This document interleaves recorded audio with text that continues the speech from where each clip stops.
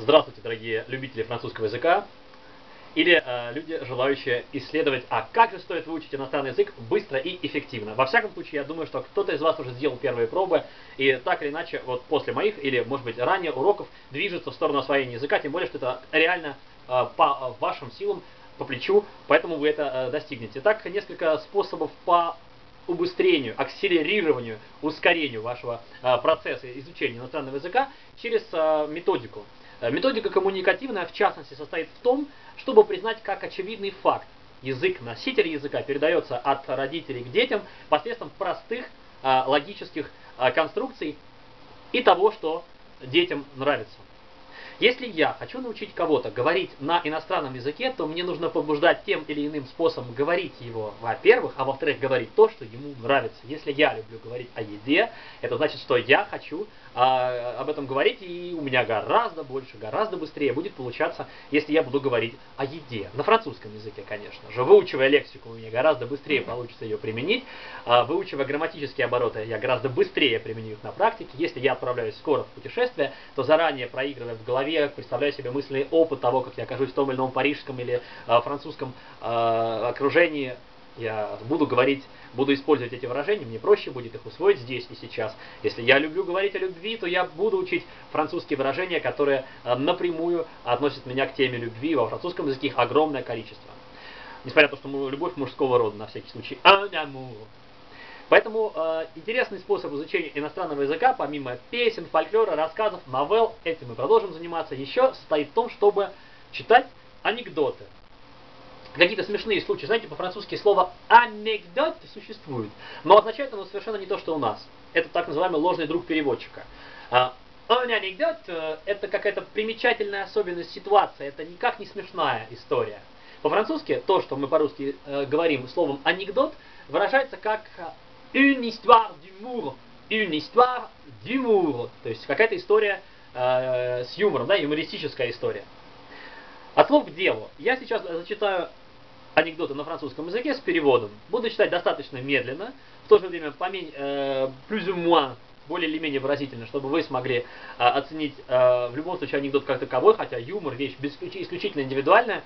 То, что вам может понравиться, внимание, инструкция к использованию, следует запомнить наизусть.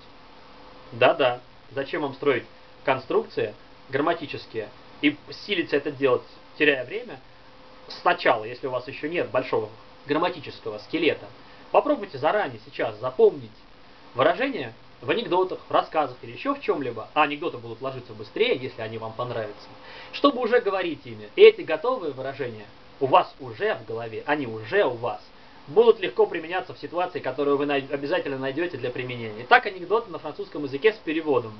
Выберите, который вам понравится, и рассказывайте наизусть, предварительно повторив много раз. А перед тем, как их повторять, отточите звуки, повторяя за мной. Внимание.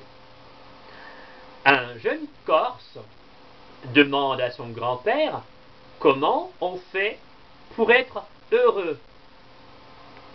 Fiston, il faut la santé et un bon travail. Tu as eu cela, toi, Pépé? Moi, j'ai toujours eu une bonne santé. Parce que Mémé a toujours eu un bon travail. L'histoire suivante. Maman, maman, c'est vrai que quand on est mort, on redevient poussière?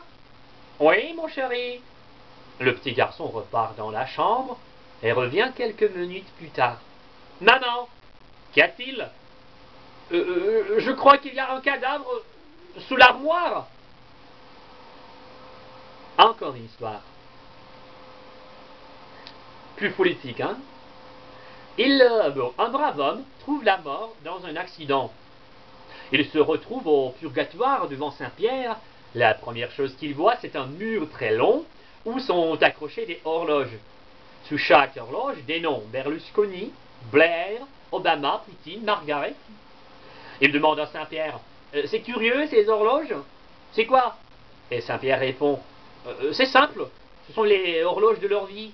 À chaque fois qu'ils disent une grosse connerie, l'horloge avance d'une heure en moins sur leur lit. Deux conneries, 2 heures en moins, et ainsi de suite. Oh, très bien. Mais c'est curieux, je ne vois de l'horloge avec Sarkozy. Pourtant c'est un grand personnage aussi. Saint-Pierre réfléchit, pensif. Sarkozy? Ah oui, Sarkozy! Je l'ai mise sur mon bureau, elle me sert de ventilateur. Et schön. Un jour, mon homme de maison de Marie décide de laver son maillot de foot. Quelques secondes après être entré dans la salle de lavage, il me crie « Quel cycle j'utilise pour la machine ?»« Ça dépend, je lui réponds. Qu'est-ce qui est écrit sur ton maillot ?» Il me crie « PSG !» Et ils diront qu'il n'y a que les blondes. PSG, c'est le nom d'un club de football français. Et encore, l'histoire d'humour pour culminer. Ce sont Sarkozy, Obama et Zapatero qui arrivent au ciel, ou plutôt en enfer. Le diable s'adresse tout d'abord à Obama. Et bon, en tant qu'ex-président, vous avez le droit de passer un coup de téléphone aux États-Unis. Obama s'exécute et 10 minutes après, le diable demande 1 million d'euros à Obama. C'est cher. Ah ouais, c'est cher, mais c'est le tarif pour l'Amérique. Puis c'est au tour de Zapatero. 10 minutes après, le diable lui demande 8 000 euros, tarif pour l'Espagne. Puis vient Sarko. 10 minutes plus tard, le diable lui demande 1,5 euros, 1,50 euros. Sarkozy est un peu surpris et demande pourquoi lui paie si peu. Le diable lui répond alors avec toutes les grèves en France, les manifestations, les licenciements, les impôts, les taxes, les sanctions, les amendes, les sans-abri, bref, c'est la merde totale. Et toute cette merde, c'est un véritable enfer. Et d'enfer en enfer, c'est tarif local. Alors, je vous souhaite de passer une très belle soirée. En fait, passez chaque jour avec la langue française et elle vous accompagnera pendant toute votre vie. Bonne chance. Vous allez me retrouver plus tard. Et à tout à l'heure.